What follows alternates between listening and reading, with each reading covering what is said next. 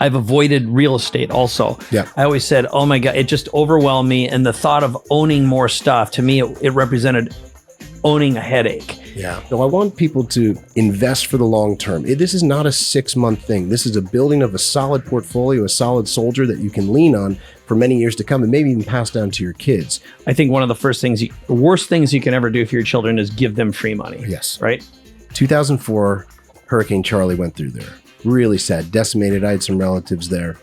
And after 2004, the rules changed on building requirements. In the case of a hurricane, if you're prepared, Yes. and you do the go through the process and you understand also the success indicators, you're protecting yourself from the downside and knowing who you're building with, so you know the materials are handled properly.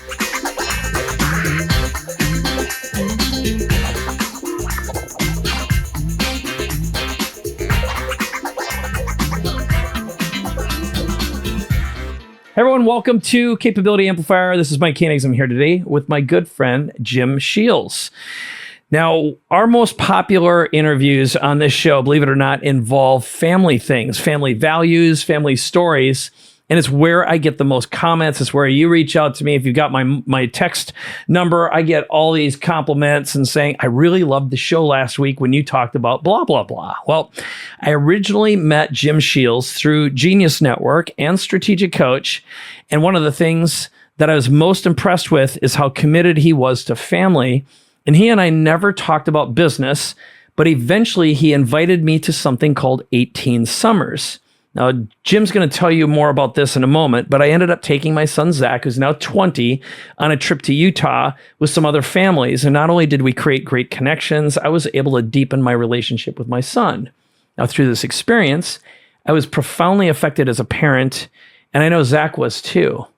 But finally, Jim and I started talking about business, and I asked him what he does, and he explained that he doesn't have to work because he has passive income coming in from real estate and is a partner in a development company. Well, I got my ears perking, and this summer, Jim and I were talking, and he said, I'm growing, and it's finally time for me to build my platform because I have 5,000 lots to sell, and my goal is to help other families achieve what I have, and that is to get enough passive income coming in so they never have to work again. And then they can spend more time with their families. And I thought, well, now this is something I can really get behind.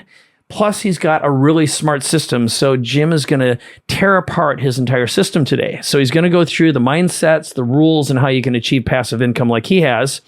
And full disclosure, I'm going to tell you something that I'm really embarrassed to say right now. Now, I'm a great earner, but I've invested poorly. I've invested in lots of startups because that's what I knew. But very few of those have ever produced passive income, and very few have produced cash flow. And I was always afraid to do what Jim is going to teach you today. So the majority of my investments are high risk, zero interest angel investor loans for indefinite periods of time. Like, for example, one of them I just got paid out after 15 years. I've got 3 more that are getting close to exiting, but they're already at the 10-year mark.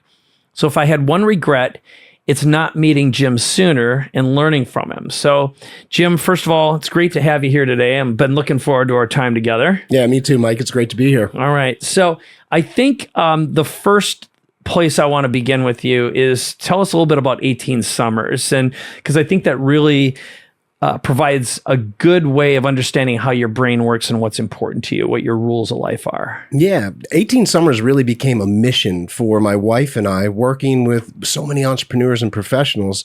I wanted to see them not only be successful in business, but successful at home as well. And that's not always the case. You know, our number one focus is creating a legendary family life. I made that very clear. That is my absolute focus. And that's what I want to get out of this time that we're here. And I believe that we can create multiple streams of passive income in real estate. So, you know, you can have that active freedom now, today. So your someday can be today. Yeah. And you don't want to miss that time because it does go by fast. Sure does. Yeah. Now, I was just in Colorado, in Boulder, visiting Zach this week. He turned 20. And our 18 Summers are officially gone now, and we're planning ahead, and he's resistant. There's always something going on, a reason why he can't. And just for everyone who's listening, What percentage of time will you have spent with your children by the time the 18 summers are gone compared to what you have for the rest of your life? What's the typical numbers? Yeah, this is a really powerful stat. Yeah. Almost 85% of the quality time you'll ever have with your child happens by the end of the 18th summer. Yeah. And when you stop to think about it, that makes a lot of sense. I mean, Sure does. They're going off to college, they're going into career. They're not at your side like they are when they're 10 years old. So it does change. Now, the thing that I like about this, that we really tried to outperform the norm. You know, I don't think you have 15% more time with Zach. I think you have 20, 25, 35, because you're being very intentional in some of the things that we teach to help support that. Yeah, that's absolutely true. And that's a big takeaway I had. And I raised him, I used to play Cats in the Cradle, that song, which haunted me for many years. Me and too. I just said, Zach, this is how I don't want to live my life with you. And he has that. He brings it up. He writes about it when he writes letters and notes to me that, we're not going to have a Cats in the Cradle relationship. But thank you, Cat Stevens, for that bit of poetry. But let's also, I think there's one more framing issue I want you to describe, which is your relationship with your father. And that was a big motivator for getting us to what you're doing right now and your other mission in life. Yeah, my dad and I had an interesting relationship. I remember he put a greeting card, one of those, greeting cards of a nice looking couple in an all white outfit walking down some beach in the Caribbean. And inside it, he wrote to my mom. He said, this is going to be us someday. We're going to travel to these places and spend time here with us and the family. And it never happened, Mike. He never got the time. It wasn't lack of desire. It wasn't lack of integrity. He just never had the space. He never had the passive income. He never had the active freedom. So he didn't get to do those things. And I wanted to live my life differently. It was a motivation to say, I'm going to live the adventure. And that's something that we've really stuck to our guns on. Right on, right on. Well, the Cats in the Cradle and the Silver Spoon. Well, let's get into the how part. Just for everyone, let's go through some of the stats, because you've been in the real estate game for quite a while. You reached a very, very, what I think most people would regard as enough money that you can't spend it all every month, although we always find a way to do that. But in terms of your passive income that's coming in, not to mention the equity that you have that you could borrow, you could leverage at any time. But talk about the firm that you have and what you have under management. Just go through some of the stats here so people have a framing on your background, your know-how, and wisdom. Yeah. So the first goal was to get myself through different types of real estate investments we'll talk about to a certain number. And we didn't even start to create the system until I had that first check for $40,000 in a month. And that doesn't mean my other businesses, that's passive. That's things that are coming in, seeds I've already planted. Right. And so we wanted to create that same thing for other investors. And so we built our real estate investment company around something called Build to Rent, which we're going to talk about. And we've been able to achieve some pretty high remarks, my business partner and I, $637 million under management, under asset management right now. Yep. 44 million in recurring annual revenue for our investors, 158 million in equity we've created for them. We have over 1,033 investors, 7,500 units have been built. We're housing over 8,200 residents right now. We've got a magic team of 162 people and growing every day. That number might be different by tomorrow. And then we're looking last year at 182 million in property sales. And with this, Mike, in our 18 Summers message, because everything we do, I'm really interested in building people passive income, but I think the cherry on top is having that legendary family life. And with that combination of our mission, our message, our investments, we've impacted over 375,000 families. Yeah. No, it's great stats. And I think getting back to, you and I both know plenty of miserable rich people, and the regrets are, I wish. I think building the legendary family life is a theme that I've always resonated, in all the time I've known you. So I think one of the things I asked you to do today was put together some scenarios, because where my brain would be going is, okay, well, how specifically, how do these deals work? How's the passive income? What's the risk? Where do you build? Like all those kinds of things. And historically, I've avoided real estate also. Yeah. I always said, oh my God, it just overwhelmed me. And the thought of owning more stuff, to me, it represented owning a headache. Yeah. And now I'm really on the other side of that. As you know, Vivian and I have been developing property in Mexico. my intention is to get involved in your projects as well, because they just make sense. Now, the more I dig, but maybe before we break down and do some of the case studies, let's just go through the who this is for, so the typical personas, and then let's get into some of the rules and also the success indicators. What are your mindsets that you enter into, that you follow, and the rules that you ruthlessly follow to be successful? Sure. Yeah, we'll get into those for sure, because that's really important if you're going to step into things the right way. And it's something that took us 25 years of blood, sweat, and tears to create. But what we've come down to, Mike, again, with the solo focus for the most part, is the build to rent model. People hear about it out there. The hedge funds are talking about it. They're dying to get in with us, and we've chosen to go a different route, working with a more sprawling group of investors, individuals. Right. And it's built a more solid company. But the build to rent has allowed people to get into properties in high growth areas with great fundamentals, less headaches, less maintenance and repairs, all those things that you had those fears of, you and Vivian, for years getting into. Yeah, getting a call in the middle of the night, my toilet's broken, and having to figure out property management just seemed like a total nightmare, and a low quality, low paying job. So I was like, screw it, I'm just not going to touch this stuff. Yeah, and when you have that, Mike, you're not looking to create a second or third job. Most of our people, business owners, busy professionals, they're doing pretty good in their career. They want a little passive space, to have that active freedom now. So if they're going to create a second or third job, then the real estate's not doing its job. Yeah. And so what we want to do is create in a way where it's systemized, where it's been tested and proven, and they can just step in and run with us from there. Right. Oh, that makes a ton of sense. So in terms of the personas, what is there anything else that your ideal right fit people have on their mind, or want and don't want, that you're able to communicate with them? Or should we just dive into the build to rent investment rules? Yeah, again, they don't want to start from scratch. They have an interest in real estate, and they want to have that legendary family life. When we've looked at some of our star clients that have gone on to build these passive incomes, they really did share that core value of us saying, I want to live my family life differently than maybe I had with my parents, or maybe that I thought was the norm. And that's been a common theme. Right on. Okay. So let's get into the investment rules. So the frameworks, the mindsets that you found the most successful people all share in common, and what you've developed over the past 25 years. Yeah, so we came up with 10. There's 10 really build to rent investment rules. And these can be used with a lot of real estate, but especially with our niche and model, which has made the most money for our clients. The first thing is you invest for the long term. Everyone talks about timing the real estate market.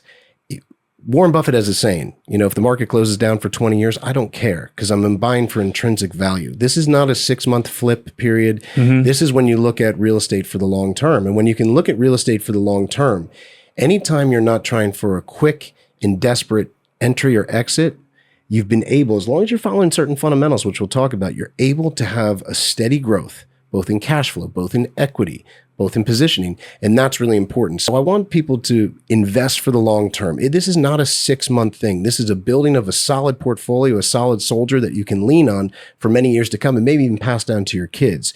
But this is absolutely long term. Okay. Number 2.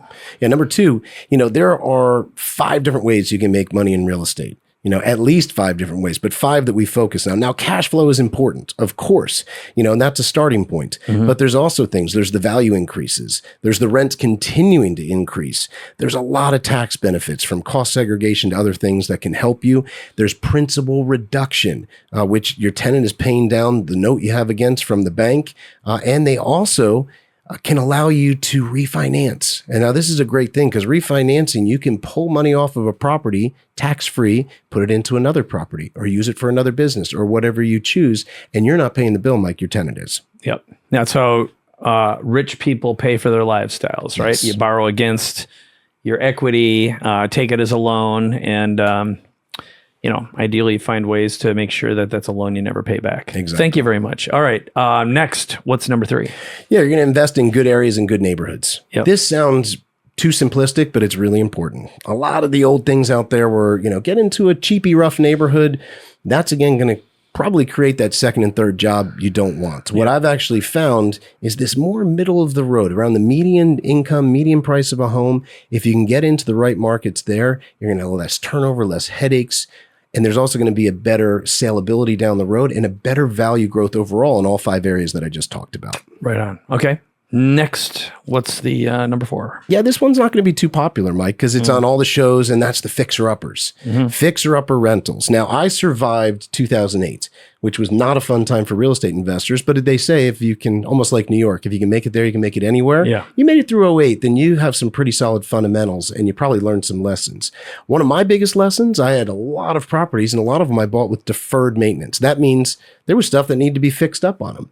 And the problem with deferred maintenance properties, well, that bill normally gets called in the bad times.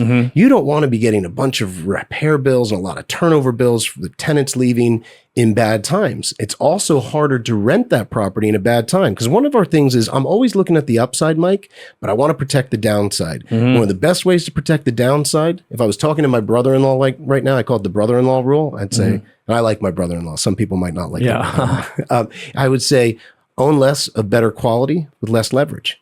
Get into it right, and then don't have a bunch of repairs sitting around because they get called at the least time you want it. So get into good repairs. That's why we went into new construction. Total game changer on those fundamentals. Yep, that makes a ton of sense. Yeah. And number 5.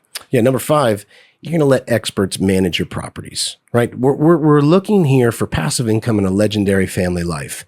I can't tell you how many busy professionals, business owners that got into real estate, and it might not be in their backyard. They're like, gosh, I shouldn't have gone outside my backyard. They're trying to manage properties from afar. Well, they've just created that low-paying second or third job. Let the experts manage your property. When you get a good expert, it's property management pays the least, and I think is one of the worst parts of the game. So if you can sub that out, it's one of the best things you can do. Yep. To me, it makes a ton of sense. Stuff I never want to do. Okay. Number 6. And this goes right into rental properties are for cash flow, not for charity. Let me explain this. So I started my career right up in Bakersfield, California, right up the road. And when I first bought my first dozen or so properties, I was managing them myself. And Mike, I wasn't really smart. I started to combine my rentals with my charity. And let me tell you how that happened is a tenant would call with an issue or something's happening and my heart was bigger than my head. And I would accept the excuse. And I can tell you dozens of times of doing that, never once did it work in my favor. Never once. And I wasn't able to give anywhere else because I was giving all my charity to my rentals. And the one thing I tell people they have to remember is no matter what you do, you can't call up Wells Fargo and say, hey, can you delay my mortgage? It's not going to happen. So you got to keep a certain line on your rental properties. They're there for a certain reason, and it's not charity. Keep your rentals and your charity separate. I believe in both, but now I keep them separate. Yep. I couldn't agree more. What I always tell everyone I work, the classic no good deed goes unpunished. Yes. And that is, it just doesn't matter. You'll end up with resentment. And if you give an inch in this, you never let the inmates run the asylum. That's another good one. But I've said this for years, and it sounds coarse and harsh until you live through it a dozen or so times, which is if you work with a broken, or you'll wind up broken too. Yeah. And that's why it's a lot better to find someone who's great at delivering charity, give to a charity, let them distribute, and they know the signs of fraud. And in this case, having a professional management organization making the call, not you, being once removed. And that's why, in my opinion, too, you don't want to negotiate your own deals. You bring in a professional because you're going to get emotionally hooked somehow, and someone's going to know how to manipulate you and push your buttons. Exactly. And that can be avoided by the step before this of hire the expert. Now you're separated, and there's really not even a chance for you to do the charity because they know better. All right. This next one, couldn't agree with more. This became a big one in the last 2 years. Obviously in the good times, you want to be able to collect your rent. In the bad times, you really want to be able to collect your rent. So things have to be looked at state by state now, and you need to look at investing in landlord-friendly states. If you're in an area where you can't collect rents and you're sitting on your hands for 10, 12, 14 months, that can really start to eat into you. Instead of these feeding you and giving you that legendary family life and active freedom, it does the opposite. So this is a simple rule, but something that I've really learned. That's why we're in Florida, which we'll talk about. You want to go where it's landlord friendly. Yep, that makes sense. The worst partner you'll ever have is the government in any business, for sure. All right, next. Yeah, you're going to plug into a support team. You know, I know you and I have had lots of conversations about business on the sidelines, and it's like, why can't I just plug into something that's already there? I don't want to create a lot of low-paying jobs. Like you were just talking about, you get manipulated by a tenant. Well, you're not an expert at credit readings. You're not an expert at searching for past criminal activity. You're not an expert at, you know, verifying income. Or do you want to really do those jobs? Or do you want to be scouring through to find the deals, to work the pulling of permits, all these little things that go into it? Plug into an existing system. Otherwise, you're going to create that second or third job. That's what we're trying to not do. So I always encourage, go for a vetted system, plug in. Right on. All right. Next up, we've got number 9. Yeah, with going into build to rent, we're going to get more into the fundamentals, but build to rent really did change the game. It took so many headaches out of it, gave so many more dynamic fundamentals. And you do want to do this, though. Just because it's build to rent, you want to make sure they have a track record. Do they have a profitable track record? If someone is saying, hey, I'm a build to rent company, we're going to build you a few homes, wherever it is, you say, how many have you built? And they're like, oh, we're about to build our first 3. It's never a good idea to be the first guy in. Yep. You know, you want to look to someone who's built at least 1,000 properties. And I think then they've had the chance to work out the kinks, work out the systems, and probably give you exactly what you're looking for with this passive income without a second or third job. Right. And you want someone who's survived a couple down cycles. Absolutely. Because I know, just historically speaking, the stuff that breaks, the stuff that falls apart, the stuff that turns into a problem usually isn't going to show up until 3, 5, 10 years later. And you got to know what you're dealing with. Yeah. So, yep, that makes tons of sense. All right. Number 10. Number 10, Mike, in real estate, you never stop learning. I'm going into my 24th year full time. I'm still learning. I'm still digging into different readings, masterminds. You never stop learning. So that's why you want to usually plug into a support team that is going to give more learning to you, provide more learning to you, keep you up on the cusp of what's happening. But don't think that you can just close your eyes. You want to keep learning this. Yes, you can delegate a lot of the work, but you want to keep learning of what you're investing into. Yep. Well, and just full disclosure, one of the reasons I wanted to have you on is right now I'm doing everything I can to get educated. It looks like you and I are going to end up doing relationship, collaborations for the long haul here.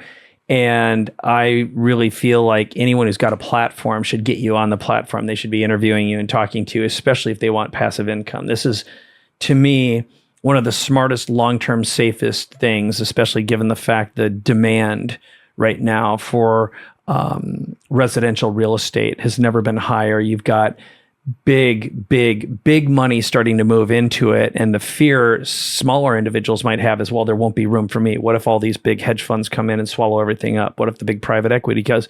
And you know what? There's always opportunity for smart entrepreneurs who think like smart entrepreneurs. Yes. So you also have number 11. So yeah, this is the bonus. This is kind of the cherry on top, the super glue.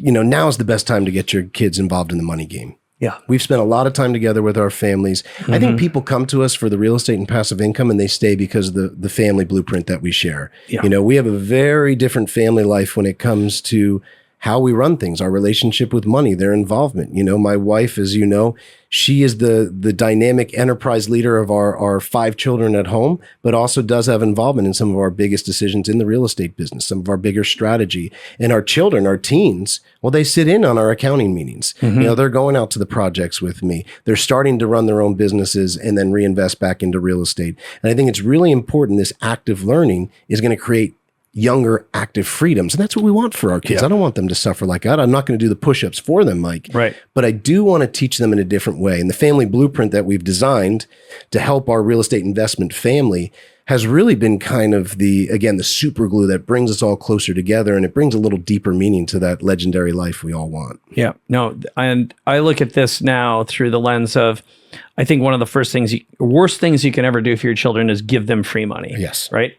I know trust fund people, and they're so miserable. They're literally in a prison because they never learned how to make more, and they're stuck with what they have, and it's just a miserable world. So I'd never want to create a family environment where my kid doesn't have useful skills. Exactly. And I'd also say, if this is something I would have learned, let's say when I was just starting out, so around my 20s or so, where my son is right now, I could have eliminated 20 or 25 years of pain as a business owner, entrepreneur, if I would have understood these principles and been able to implement them sooner and be able to build towards smarter passive income that has a long tail value component. Absolutely. So that I think is a good reason to move over to why Florida, and also what have you found? You put together the predictable success indicators.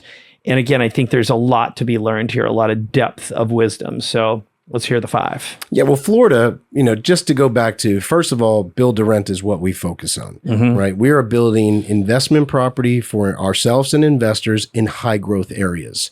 High growth areas have less risk. Why? Because there's fundamentals and wind at our back instead of in our face, right? So these are very simple principles, but it's something that a lot of people completely don't look at. They get really excited about the look of a house without looking into the numbers, the underlying market, and there's indicators. And we want to make sure that people look at these indicators no matter where they go for their passive income. But the first thing that you want to do for Florida, so why did we go to Florida? Well, Mike, I go through these 5 indicators. If I don't have all 5, I'm not going there.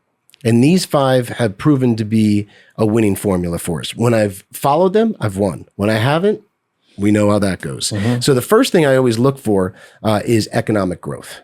Economic growth. Is the area growing in the local economy? Are there more jobs being provided? Are businesses being incentivized to move there? And also with economic growth, is there economic growth just in the field of real estate right now in the industry? Well, the answer is, as we talked about, we're talking about a huge amount of houses that need to be built. Between January 2012 and 21, there were 12.3 million American households formed, but only 7 million houses were built. Yep. Okay. So we're way behind, and that's been behind since the meltdown of 07, 08. So I'm always looking for that. So there is a shortage in demand.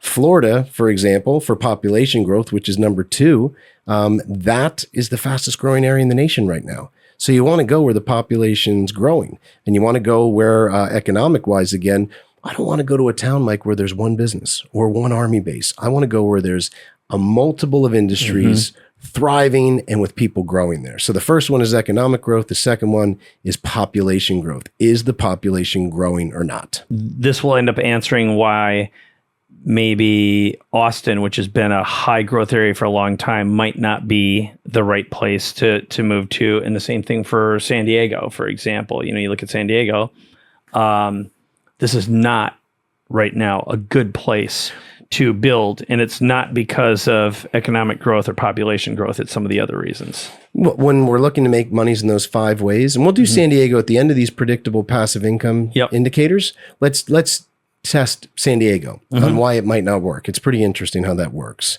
Now, the third thing, and this is what it has to do with, is affordability. The affordability index is absolutely key for having that success indicator and keeping yourself out of trouble. So for example, we're in Florida, high growth markets in Florida. Let's start with Jacksonville. Jacksonville has been our hub market since I moved there from Bakersfield, California about 17 years ago. Now, the median price for a home in Jacksonville right now is about $298,000. Okay. The median family income in Jacksonville, just over $60,000. Let's go back closer to you guys to Salt Lake City. Salt Lake City is a really great market. A lot of California people going over there to invest. A couple of problems, though. Let's look at affordability index. The median family income for each household there, Mike, just over $60,000. Same as Jacksonville.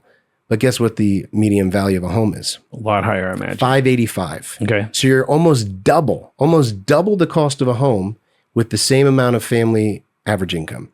These are the things that you want to look for to make sure you're getting into the right market. Because when you get into a good affordability index, which means the median value of a home and the average family income is in a healthy relation, that means there's normally going to be more growth and cash flow. Because this is about including cash flow in your investments. Other areas you won't be able to get that. Okay. All right. Well, let's get into the last 2 then. Desirability. I learned for Florida, people like to live in warm weather. They like certain amenities, and are those there? This is a pretty easy one, but is something drawing them to the area? Warm weather, lifestyle, amenities. These are things that I look for, and a lot of people overlook that. I don't want to just buy cheap in a place where no one really wants to live or there's no draw going there. That's a very dangerous situation. I want to go to a place that has high desirability. Yep. Hey, Action Taker. Mike Koenigs here, and I just wanted to interrupt for a second and let you know that if you're ready to reinvent yourself and your business, go to connect2mike.com to learn more and book a conversation with me right now.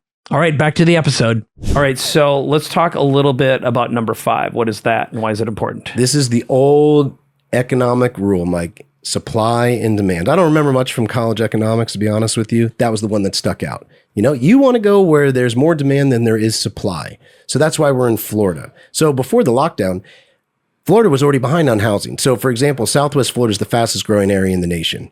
And we got a report from the municipality down there, which is the county, about needed rental inventory, rental properties for the amount of people moving there. And before the lockdown even, they were 3 years behind on needed rental inventory. So that means it was going to take them 3 years to build up to what they needed that day. And then all of a sudden we had more people moving there. So that's why I like high growth markets. If I'm a builder and we're building houses and investment property for our clients, obviously I want to go where they can't keep up with the supply of housing and there's more tenants than there is property. That's a great position to be in. That's someplace we always go. In fact, we won't go into any of our 14 markets in Florida until all 5 of these indicators are hit. And like I said, let's go back though for that question about San Diego. This is pretty cool. So San Diego, economic growth? Absolutely. Right? Absolutely it does. Population growth? Yeah. How could you not want to live here? Number 3, affordability. Definitely not. Dun, The price, average price of a house. I don't even know what it is right now, but it's insane. This is a big one. This is like having a nice sports car and only having 3 wheels, right? This is a big one. You can't have this one off. The affordability's out. Desirable? Absolutely. Supply and demand? Huge. There's not enough housing. But that number 3, this is a huge thing that people overlook. If your affordability index is out of whack, the odds of getting cash flow and being able to have that safety position and be able to make money in all 5 ways goes down significantly. Yeah. And right now, given between interest rates, all the other factors, there just isn't enough upside. Yeah. There is one other thing too. I don't know exactly what it is right now, but in terms of population growth, for at least a good chunk of time, the inflow outflow was pretty similar. Yeah. It wasn't growing at a significant pace. That's here. true. That's true. So, and honestly, I don't even know economic growth. Well, the bottom line is it's not spiking like Florida. Yeah. And even though I think the desirability is very, very high here, Huge. it's just, the ordinary wage earner is struggling like crazy here. And you don't want to be around a bunch of strugglers. It means you probably won't get paid. So all that makes sense. So we talk about Florida. In the case of right now, we just had a significant hurricane. Yes. So what about hurricanes? What about weather? How have you protected against that downside? Yeah, and I showed you that video the other day of Punta Gorda, Florida. So let me tell you a little bit about Punta Gorda, Florida. 2004, Hurricane Charlie went through there. Really sad, decimated. I had some relatives there.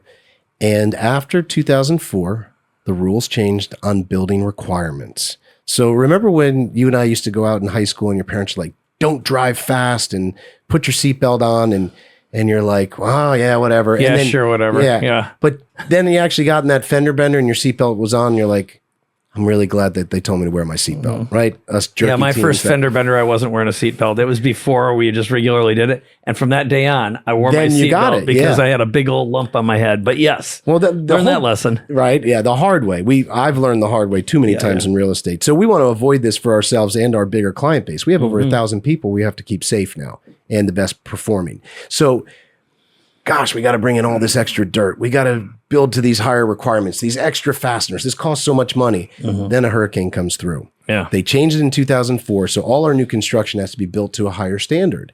That's huge. And that video, if you watch, and we'll include it, I'm sure, in some of the we'll drop it into B-roll for anyone who's watching this. And if you're listening, head to the show notes so you can watch the video. Yeah, it's really fascinating because this shows the day after Hurricane Ian, which is the hurricane we're talking about, went over first Fort Myers and then over Punta Gorda. And you're going to look at the video of Punta Gorda and go, gosh, this doesn't look bad. Yeah. Looked like there was some wind. And why? Well, because the whole place was rebuilt to the new standards of today. Now, the sad thing is you go to Fort Myers, which was old Florida constructions built 40s, 50s, it really suffered, which is sad. But these new dynamics of building requirements are huge and help give a safety score. So what we do is we actually had a couple hundred projects going on in Southwest Florida. We're building in Fort Myers. We're building in Punta Gorda, where the eye went right over. We didn't have problems. In fact, after a few hundred projects, it's about 287 projects down there, we had 4 properties under construction that we needed to file insurance claims on. So our construction business handles that through our insurance, and it was just over $5,000 with no flooding. That's amazing. Now, in hurricanes, you don't want to flood. Flooding is the major damage causer, not even wind. So what we learned was this. Gosh, I'm really glad that we got held to a higher standard. You know, the old parents, wear your seatbelt, build to a different standard. Also, the majority of our properties, Mike, are built 5 miles inland, even though they're in coastal areas. I'll explain why. Underwriters of insurance know what they're doing. They have their big, thick spreadsheets, right, of how to analyze risk. All these things happen worse at the coast and less 5 miles inland. So we build more than 5 miles inland to lower the risk. Also, your insurance payments go down because they're underwriting your insurance, and that helps add to your cash flow. So hurricanes are something that you need to be aware of. You know, I went from California and got used to earthquakes, then I had to handle hurricanes once I went to Florida. But now we've learned after a big stress test like that, if we're still building to today's standards, staying away from the older homes and building 5 miles inland, that was a really big test with Hurricane Ian, and we're very, very happy with how we came out of it. Yep. No, that is a great story. And you know, I'll say here in San Diego, well, in California, I joke with my family about this. I'll take an earthquake over a blizzard any day. To me, they're little tummy tickles that you wake up to in the morning. But in the case of a hurricane, if you're prepared, Yes. you know, and you do the go through the process and you understand also the success indicators, you know, you're protecting yourself from the downside and knowing who you're building with, so you know the materials are handled properly. So that's a great answer. Now, before we get into some of the case studies, I'm going to just tell our listeners, our viewers right now, that you can get the deck and a bonus webinar from Jim at jjplaybook.com. So if you want to download, look at some of these stats, see some of the graphs that Jim's been talking about, they're all embedded in there. So that's something I definitely recommend, is head over to jjplaybook.com. We'll also make sure that you've got a transcript of the show that you can dig through if you weren't able to write all these things down. So why don't we dive in, Jim, to some of the case studies, because I think these really get into some real life scenarios, and we'll get into some of the real money as well. You've gotten permission from these folks to talk about them, where they are, because nothing makes it more real than real life people. Yeah, absolutely. Okay? So let's dig into the first one. Yeah, let's start with Tom Tusinot.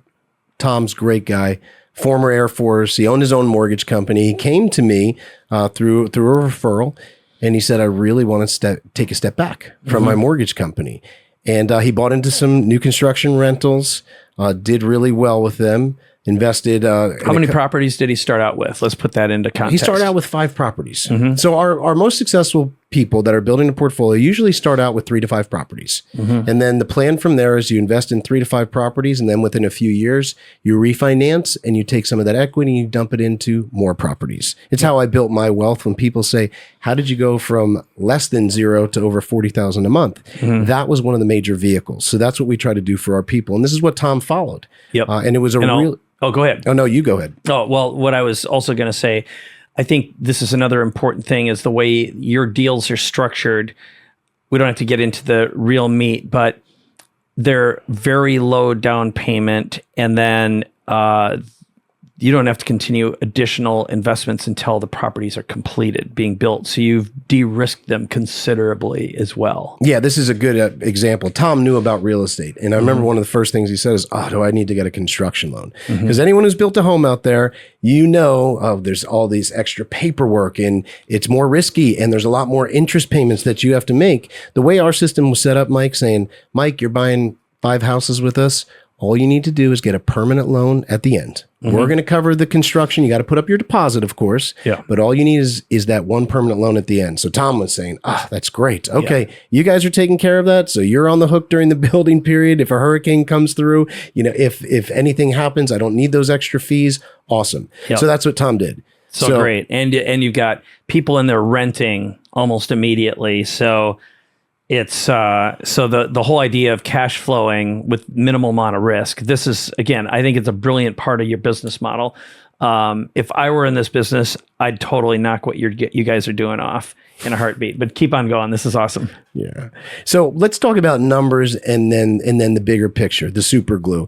So Tom, through his properties in 4 years, over $1 million worth of equity, over $11,000 in about the estimated monthly cash flow right now of what he's making. And he texted me, Mike, the day of my adoption of my 5th child, which might come up on this conversation, not this past summer. And I think they'll probably show it on the screen. Yep. He was asking how the adoption ceremony went. And he wrote to me, hey, I retired from Fairway Mortgage yesterday. And you played a big part in making that happen. That felt really good. And he had just told me 6 months earlier that the new plane he got, his last rental property he bought just so it could pay the payment on the plane. That's sweet. So this is, again, the legendary family life. And that's where I can't really explain our business model completely, how the family ties in. It just does. That's why we're here. And Tom and I had also something in common. 11 years ago, I donated a kidney to my father. Profound moment in my life. Well, when Tom came into my life about 6-7 years ago, his wife was needing a kidney donation. I was able to give them a Rolodex number of a couple people at the Mayo Clinic, introduce them to different things I wish I had known. And obviously this was a bonding experience. And I'm glad to say, especially with my wife involved, you know how she's just such a guiding light on so many things. They became personal friends, know our family well, and they're living that legendary family life. Yeah, no, I think it's great. And, people come for the money, they stay for the community, they stay for the family. And that's really the sign of a great business. And anytime you can get either a private plane or a private jet out of a deal, I'm all for it. I'm all for it. Okay. You like flying private now. Well, I'll tell you, it's owning a time machine is really what it is. It's a time machine. That's true. So let's dive into case study number 2. Case study number 2, Amina Goodwin. She is an absolute sweetheart, immigrated to the United States, doctor in New York, loves her family. In fact, they've come on some investment tours with us, the whole family, which was really fun. But she wanted a little space. She does very well as a doctor, but wanted some space and that passive income for that active freedom. Her children were young. She wanted to be there. She worked really hard to get where she was. So she started investing in properties with us. Invested in properties, her first 3 properties. She started with 3 properties, has grown into a few more. And now in the first 2 years, Mike, she was up $638,000 in equity, and her cash flow is around $5,700 a month today. That's a real support to give that active freedom. When we're saying, where's that extra money going to come from? What's going to give me space? This is it. I know it did it for Amina, and it's great to see it couldn't have happened to a nicer person. Yep. No, it's good. I love nothing hooks me better than immigrant stories. It's what makes this country great. Next up, it's number 3. Number 3 is Adam Hamilton. So Adam, this was a really interesting one. Adam, again, a referral for us. He called, he asked a lot of questions, but I could see he was a smart guy, very interested. He had done a few properties in Utah where he lived, but he wanted to make sure that he'd never invested outside his backyard. He'd always managed his own property. We've heard about these shams of really crappy properties that, aren't going to cash flow and you're going to get stuck with. So we actually said to Adam, this was a little bit of a whim. I said, look, we just bought the house next door as a vacation rental. Why don't you and your wife come to stay in it and see the properties? He did. His wife came, who's a sweetheart, but at the first wanted us to prove ourselves and started to ask a lot of questions. Well, long story short, they started with 5 properties and they've gone on to buy several more. His wife bought their own properties. She's a realtor, referred people to us. Adam also got involved in our family masterminds. He had 3 young kids. He wanted to follow some of the systems and strategies that we were using because he was really impressed. Our son started tutoring his younger children. So it was a very intertwined thing of both real estate and family. What's cool too, being in our family masterminds, I open up my Rolodex. I just try to introduce people like you, Mike. Yeah. And with some of the introductions, I was able to meet with Adam. He went on to do other deals that I wasn't even involved with. And I know comboing with those, Adam is now up to over $20,000 a month in passive income. Mm-hmm. He's created $2.5 million in equity. And that was just starting with 5 properties. Yeah. That is a great story. And I think, one of the objections that I would have, would be like, okay, well, I'm out in San Diego. I'd be afraid, at least until I got exposed to how the systems work here, of having property in Florida, and you can get past that hump. Yeah. You know what, I remember Adam saying he was looking to work with a couple of different real estate groups when he called me. And again, he asked a lot of questions, but they were all fair questions. He said the absolute killer for him is when people would discourage, this is important for people to hear, if people discourage from you to visit their operation up close and personal, huge red flag. Yeah, for sure. Now, for me, we love visitors. Please come visit us. We want you to visit us because our retention rate once someone visits, 95+%, because they meet the team, they see the operations, they go into the market, they get a feel of everything. And that's a key element that you want to keep an eye on. Anyone encourages you not to come visit, big red flag. Yeah. Well, I think one of the things that will pop in to B-roll here so folks can see it are like some views of the properties and the neighborhoods and some of the drone shots so they can see the construction. So I'll make sure that my team is dropping those in as well. Now, one other person that you've worked with is someone that I indirectly know through a mutual friend of ours, and you got introduced to him through another mutual friend, Daniel. But why don't you talk a little bit about David Phelps, because this is a different relationship. And again, my goal in asking you to do these case studies would be not just to show the folks you're working with, but the people you partner with too, because there's some great opportunities for collaborations inside of here. Yeah, this was an interesting one. So David came through mutual friends of ours, and David runs a group called Freedom Founders. And his mission, retiring early as a dentist by investing in real estate, was to help other doctors and dentists do the same thing. So he has a very exclusive mastermind group for high net worth doctors and dentists. And his goal is to strengthen their finances and their life overall. Really a phenomenal organization. And the way we first met, he said, hey, will you come in and give one of your 18 Summers talks? I went in, gave one of my 18 Summers talks, made friends with a lot of people in the group. And he tapped me on the shoulder and said, what is this build to rent? We've been wanting to get into build to rent. So long story short, that was a few years ago. Now, David, with his collective group of doctors and dentists that I've worked with for a few years now, a couple of things. Right now, they've bought a few dozen houses. They're cash flowing almost $12,000 a month. They've created $2.7 million in equity. They're also involved in one of our private real estate funds. So they invested about $9.2 million into it. It's performing at 12.2% right now for the last few years, which pays them out about $9,300 a month in dispersible income they receive every month. So the good thing for this is when David forms a group and wants to get the best for him, his job is to vet. So being able to vet someone that shares his values, because family is very big to this group, and someone that has a track record, been there, done that in a hot industry like build to rent, was a great combination in marriage. David's become a good friend. I love working with him. Yeah.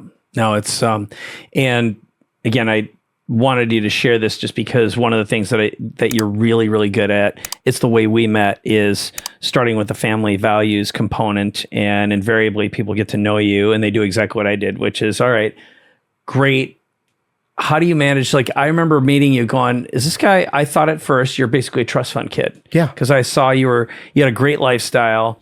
You never talked about working. I didn't see you working. I saw no indication of it other than I'm like, okay, it's 18 Summers. There's no way you're making any money doing this. And I'm like, do you make any money doing this? You go, no, I don't make any money doing this. I'm like, trust fund. Something doesn't add up. And then once you told me, I was like, all right, the holy grail of true passive income is usually my BS detectors just flashing like heck. So let's, what I'd like to do, if you want to pick one more case study, let's do one more case study that you think is relevant. And then I'd like to go through the playbook. Sure. The final rule set that people can model, and then we'll give them some more resources to grab as well. So who else do you want to pick? Well, first I want to give you a little credit. Oh, okay. So let's talk about a past conversation, because it was this weird thing that I had in the first real 10 years of doing my real estate investments and then starting to get into helping families. I kept the worlds completely separate. Yeah. I have no idea why. Like you said, I thought he was a trust fund kid. I never talked about my real estate to people who I helped family-wise, like you. And then people I did real estate with, I never talked about family. Then all of a sudden, 5 years ago, going, gosh, this is getting really confusing keeping these worlds separate.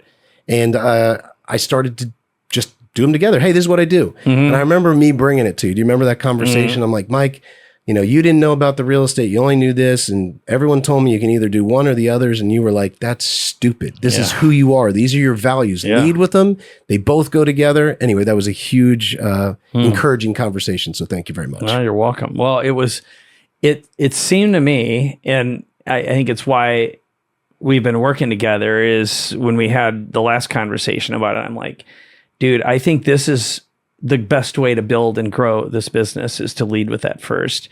And they should be mixed. And it's a great way to get, people who aren't empty nesters together, but also people who are empty nesters to think about what comes next. So you've got something that can appeal to a 30, a 40, a 50, 60-year-old, someone or other. Absolutely. At some point, I suppose, it just depends on what your revenue is. I know if I were in my 70s and I had more money than time, I'd be like, if I could trust this up, that's the way I'd do it. It'd be like, what a great way to pass along some smart wealth to the family and still maintain some control over it. Yeah.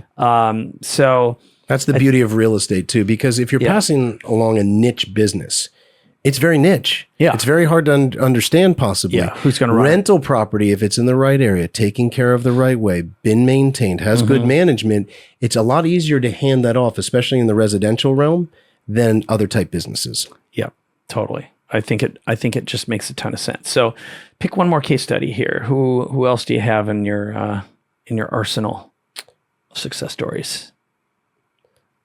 Let's talk about Don Winter. Okay. This was a pretty interesting, a little more of our bigger ones.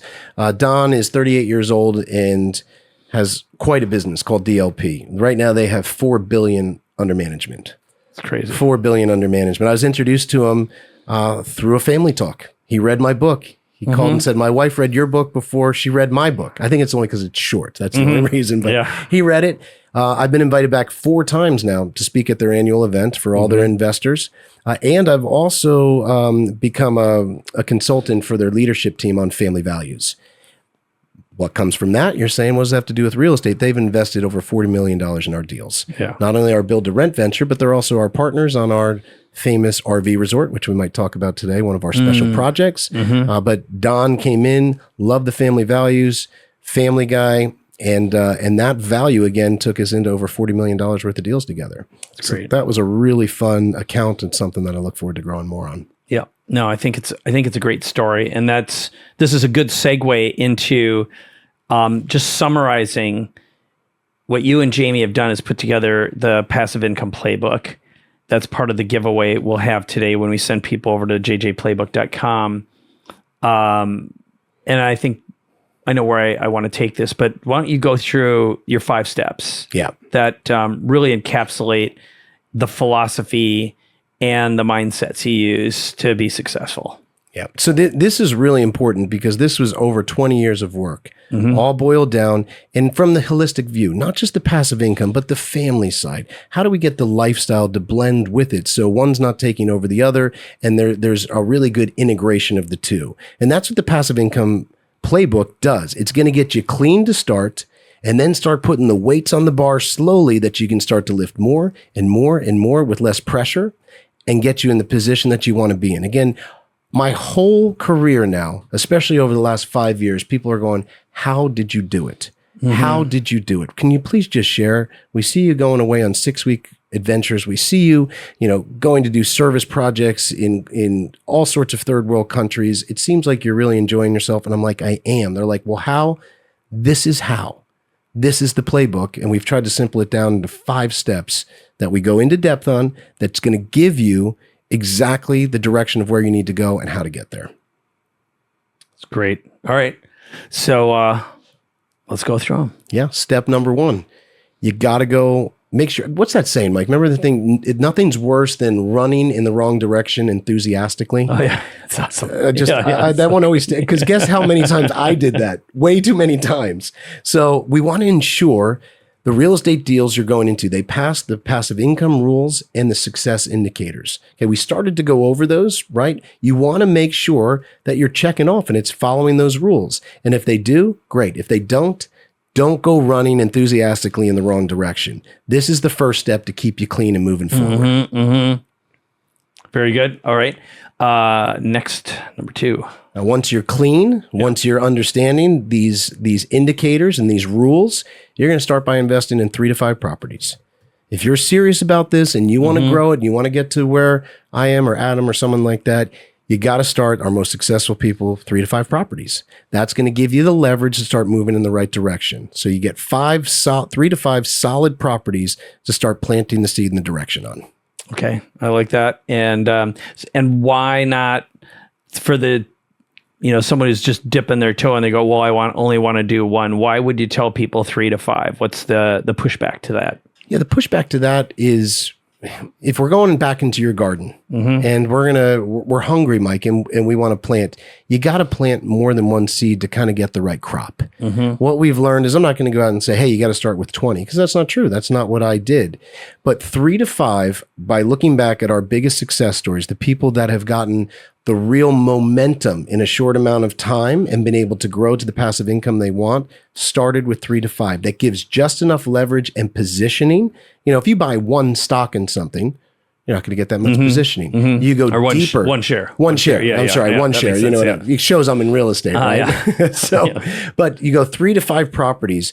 That's a positioning in a market with growth patterns at its back. If we've done our job with step 1, that's going to be able to give that exponential growth a lot easier than starting with 1. Look, 1 is better than nothing. I have tons of people who are, they've been going to the real estate classes with me for 20 years. They're about to do their first deal. Nothing worse than that. Yeah. But if you start with a solid 3 to 5, that puts you in a real solid footing and direction to get where you want to go. Yeah, that makes ton of sense. And it costs a lot less than you'd expect because the way the financing, how you guys structure these deals as well. I was surprised at how little it was. So that makes a ton of sense. What's number 3? Yeah, number 3, every 3 to 5 years, you're going to start to roll equity into new deals. So that's the beauty. Remember we were talking about the 5 ways to make money in real estate?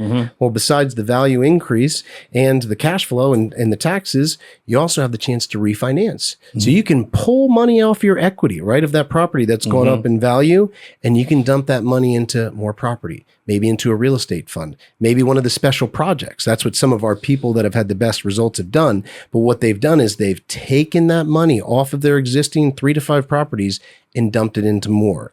This is where I saw the biggest growth and explosion in the right direction for my own portfolio, was doing just this. Yep. That makes great sense. Number 4. Number four, again, is refinance.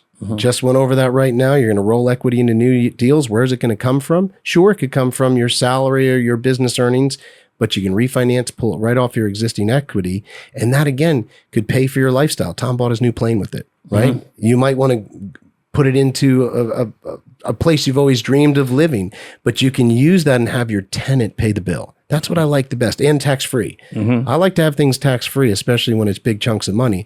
And this is a way you can do it. You're going to be able to use the refinance to your advantage to grow your wealth. Yep. Not me. I love 110% tax. That's my goal. I kid you kids. All right. Number 5. Number 5, after we've ensured you've gone through the rules and the indicators, you've bought those first 3 to 5 properties, you're rolling every 3 to 5 years, you're using the power of the refinance to dump into new deals and projects, you got the legendary family blueprint. I couldn't not include this, Mike. This is what it's all about. This was my focus. This is the promise I made to my dad. He didn't get to live the life that I wanted to live. I'm living it, and we've been able to break it down into a simple blueprint. Again, this is why people stay with us, because of the difference we've made in our family life. I don't think I'd be in this chair necessarily. Yeah, you like real estate, but it's what you and I did on the family side. So we share our legendary family blueprint, because if we're going to be legendary anywhere, why not be in family life? I want the adventure, Mike. I don't want it to end. I want to go all in. This blueprint shows how to make that happen. Yep. Very good. Well, you and Jamie are doing a great job for sure. And she's been I've loved getting to know her better, and she really is an amazing partner for you. I love how you love each other and how you build this together and the commitment you have to your family. So let's talk a little bit about jjplaybook.com. That's where you can get the transcript of this, downloads of the passive income rules, success indicators. We've got the deck there, a bonus webinar. Also talk a little bit about scheduling a discovery call, which is also at jjplaybook.com for someone who wants to learn more about this and find out if this is a right fit for them. Yeah. So if they're looking to get into real estate, they want to put the playbook to work, just set a discovery call. We've been able to help, again, over 1,000 investors run this play. And this is a really easy play when you have the right questions asked up front, get very clear on what you want to do, how you want to do it, how fast you want to go. And then we're able to back you in and help identify. One of the best things that we can provide is the product and the management to be able to get you on your way. There's not a lot of groups out there that can do that, and especially with new construction. No one really wants to deal with new construction. It's too hard, too much work. We've taken that hard, long road, finally gotten there. We can offer it to others. So the discovery call is going to give you a clarity on that, a game plan, and a starting point, and you can see results a lot quicker than you could ever imagine. Good. And what about, you mentioned the specialty funds. What are those? Yeah, so a lot of there might be people out there that are not interested in owning their own properties. They've been there, done that. They've sold out of a business, and they'd rather be more passive, even more passive than having us manage their properties for them. So they might want to go into one of our income funds. We've been doing income funds for a number of years now. Our 14 prior JVs or funds have averaged anywhere between 14 to 16% IRR net to the investor, built around our principles that I shared with you. So you're going into the front engine of our build to rent venture. It's something that's extremely passive, gives you a solid, predictable income for 5 years, and then allows you the chance to roll it elsewhere. We also have special projects we come up on. Our RV resort was a really popular one where people know this is an $8 billion industry that's only grown since the lockdown. And it's a great way to travel. I've done a lot of RVing with my family, one of our adventures. And that's one of our projects as well. So you have the opportunity as you grow your portfolio. We encourage you to start, especially if you're starting out in the properties. But some people want to go, nah, I'd rather just give you the money earn a high interest, or hey, I'll look into a long-term project and I'll take a few years to get off, but man, there's a good payout at the end. So that's kind of our menu of what we do. And again, people say, Jim, how did you build it? How did you build that real estate investments to get a check for 40 grand a month, whether you're going in or not?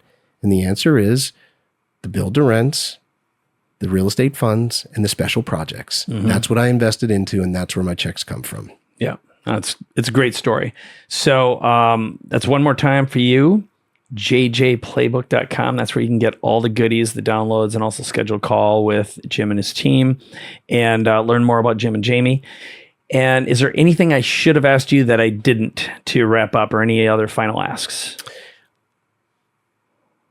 I think the one thing to keep in mind, it's not even a question, Mike. It's saying, what advice would you give maybe overall? The solution doesn't have to be as complicated as we've made this problem. Yeah. Not if you plug into systems. And that is one of the biggest lessons I've learned. It doesn't take 25 years to do what I did, because I didn't have what I had 25 years ago that we can provide for people now. So don't let the solution become more complicated than it needs to be. That's my best bit of advice to people out there. Oh, that's great. It's great. So build to rent, real estate funds, these special projects, and this passive income has allowed me to live out my passion, which is to have a legendary family life and keep the adventure going. It's awesome. A legendary family life. I love that. One more time, head on over to jjplaybook.com. That's where you can get all the downloads, the goodies, also schedule a conversation with Jim. And as usual, what I'd love from you is if you know of anyone who, A, would just love this content, love to learn more about real estate investing and also the family aspect, share this episode. I'd love it if you'd like, comment. If you've got my contact information, go ahead and send me a message. Just go to MikeKoenigs@gmail.com. Send over any comments that you have about this episode. Or if you want us to forward a message to Jim, we'll do that as well. Otherwise, head on over again to jjplaybook.com. This is Capability Amplifier. This is Jim and Jamie Sheils. Thank you so much for watching. Jim, let's say goodbye to everyone. Bye-bye. Hey guys.